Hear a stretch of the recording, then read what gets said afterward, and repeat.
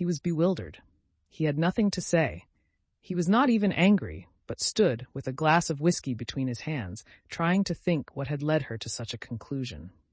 She had chosen the moment before bed, when, in accordance with their bourgeois habit, she always dispensed drinks to the men. Freddie and Mr. Floyd were sure to retire with their glasses, while Cecil invariably lingered, sipping at his while she locked up the sideboard. "I am very sorry about it," she said. "I have carefully thought things over. We are too different. I must ask you to release me, and try to forget that there ever was such a foolish girl." It was a suitable speech, but she was more angry than sorry, and her voice showed it. "Different? How? How?" "I haven't had a really good education, for one thing," she continued, still on her knees by the sideboard. "My Italian trip came too late, and I am forgetting all that I learnt there. I shall never be able to talk to your friends, or behave as a wife of yours should. I don't understand you. You aren't like yourself. You're tired, Lucy." "Tired," she retorted, kindling at once. "That is exactly like you. You always think women don't mean what they say." "Well, you sound tired, as if something has worried you." "What if I do? It doesn't prevent me from realizing the truth. I can't marry you, and you will thank me for saying so someday." "You had that bad headache yesterday. All right?" For she had exclaimed indignantly, "I see it's much more than headaches, but give me a moment's time." He closed his eyes. "You must excuse me if I say stupid things, but my brain has gone to pieces. Part of it lives 3 minutes back, when I was sure that you loved me, and the other part, I find it difficult. I am likely to say the wrong thing." It struck her that he was not behaving so badly, and her irritation increased. She again desired a struggle, not a discussion. "To bring on the crisis," she said, "there are days when one sees clearly, and this is one of them. Things must come to a breaking point sometime, and it happens to be today. If you want to know, quite a little thing decided me to speak to you when you wouldn't play tennis with Freddie." "I never do play tennis," said Cecil, painfully bewildered. "I never could play. I don't understand a word you say." "You can play well enough to make up a 4. I thought it abominably selfish of you." "No, I can't." "Well, never mind the tennis. Why couldn't you have warned me if you felt anything wrong? You talked of our wedding at lunch. At least you let me talk." "I knew you wouldn't understand," said Lucy quite crossly. "I might have known there would have been these dreadful explanations. Of course, it isn't the tennis. That was only the last straw to all I have been feeling for weeks. Surely it was better not to speak until I felt certain." She developed this position. "Often before I have wondered if I was fitted for your wife, for instance in London. And are you fitted to be my husband? I don't think so. You don't like Freddie, nor my mother. There was always a lot against our engagement, Cecil, but all our relations seemed pleased, and we met so often, and it was no good mentioning it until all things came to a play half today. I see clearly. I must speak. That's all."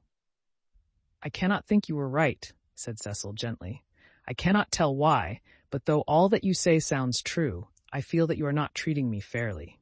It's all too horrible." "What's the good of a scene? No good, but surely I have a right to hear a little more." He put down his glass and opened the window. From where she knelt, jangling her keys, she could see a slit of darkness, and peering into it, as if it would tell him that little more, his long, thoughtful face. "Don't open the window, and you'd better draw the curtain too. Freddie or anyone might be outside." He obeyed. "I really think we had better go to bed, if you don't mind. I shall only say things that will make me unhappy afterwards. As you say, it is all too horrible, and it is no good talking." But to Cecil, now that he was about to lose her, she seemed each moment more desirable. He looked at her, instead of through her, for the first time since they were engaged. From a Leonardo she had become a living woman, with mysteries and forces of her own, with qualities that even eluded art. His brain recovered from the shock, and in a burst of genuine devotion he cried, "But I love you, and I did think you loved me." "I did not," she said. "I thought I did at first. I am sorry, and ought to have refused you this last time too." He began to walk up and down the room, and she grew more and more vexed at his dignified behavior. She had counted on his being petty. It would have made things easier for her. By a cruel irony, she was drawing out all that was finest in his disposition. You don't love me, evidently. I dare say you are right not to, but it would hurt a little less if I knew why. Because, a phrase came to her, and she accepted it. You're the sort who can't know anyone intimately. A horrified look came into his eyes. I don't mean exactly that, but you will question me, though I beg you not to, and I must say something. It is that, more or less. When we were only acquaintances, you let me be myself, but now you're always protecting me. Her voice swelled. I won't be protected. I will choose for myself what is ladylike and right. To shield me is an insult. Can't I be trusted to face the truth, but I must get it second-hand through you? A woman's place. You despise my mother. I know you do, because she's conventional and bothers over puddings, but oh goodness. She rose to her feet. Conventional, Cecil, you're that, for you may understand beautiful things, but you don't know how to use them, and you wrap yourself up in art and books and music, and would try to wrap up me.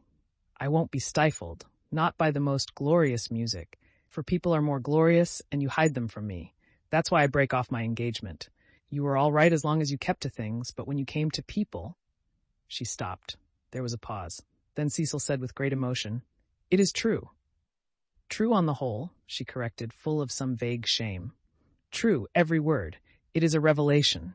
It is I. Anyhow, those are my reasons for not being your wife. He repeated, the sort that can know no one intimately. It is true. I fell to pieces the very first day we were engaged. I behaved like a cad to Bebe and to your brother. You are even greater than I thought. She withdrew a step. I'm not going to worry you. You are far too good to me. I shall never forget your insight. And dear, I only blame you for this.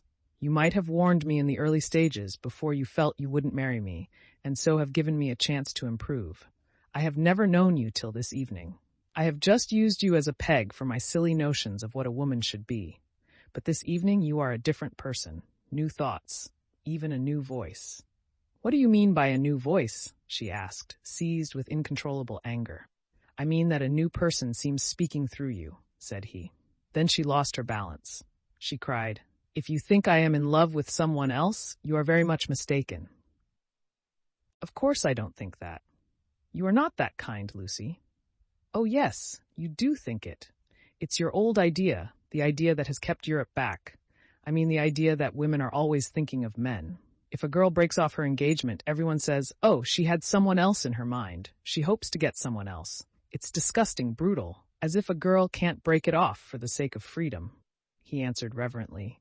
I may have said that in the past. I shall never say it again. You have taught me better. She began to redden and pretended to examine the windows again. Of course, there is no question of someone else in this, no jilting, or any such nauseous stupidity. I beg your pardon most humbly if my words suggested that there was. I only meant that there was a force in you that I hadn't known of up till now. All right, Cecil, that will do. Don't apologize to me. It was my mistake. It is a question between ideals, yours and mine, pure abstract ideals, and yours are the nobler. I was bound up in the old vicious notions, and all the time you were splendid and new. His voice broke. I must actually thank you for what you have done, for showing me what I really am. Solemnly, I thank you for showing me a true woman. Will you shake hands? Of course I will, said Lucy, twisting up her other hand in the curtains. Good night, Cecil. Goodbye. That's all right. I'm sorry about it. Thank you very much for your gentleness. Let me light your candle, shall I? They went into the hall. Thank you. Good night again. God bless you, Lucy. Goodbye, Cecil. She watched him steal upstairs, while the shadows from 3 banisters passed over her face like the beat of wings. On the landing, he paused strong in his renunciation and gave her a look of memorable beauty. For all his culture, Cecil was an ascetic at heart, and nothing in his love became him like the leaving of it. She could never marry. In the tumult of her soul, that stood firm. Cecil believed in her. She must someday believe in herself. She must be one of the women whom she had praised so eloquently, who care for liberty and not for men. She must forget that George loved her, that George had been thinking through her and gained her this honorable release, that George had gone away into, what was it? The darkness. She put out the lamp. It did not do to think, nor, for the matter of that, to feel. She gave up trying to understand herself, and join the vast armies of the benighted, who follow neither the heart nor the brain, and march to their destiny by catchwords. The armies are full of pleasant and pious folk, but they have yielded to the only enemy that matters, the enemy within. They have sinned against passion and truth, and vain will be their strife after virtue. As the years pass, they are censured. Their pleasantry and their piety show cracks, their wit becomes cynicism, their unselfishness hypocrisy. They feel and produce discomfort wherever they go. They have sinned against Eros and against Pallas Athene, and not by any heavenly intervention, but by the ordinary course of nature. Those allied deities will be avenged. Lucy entered this army when she pretended to George that she did not love him, and pretended to Cecil that she loved no one. The night received her, as it had received Miss Bartlett 30 years before.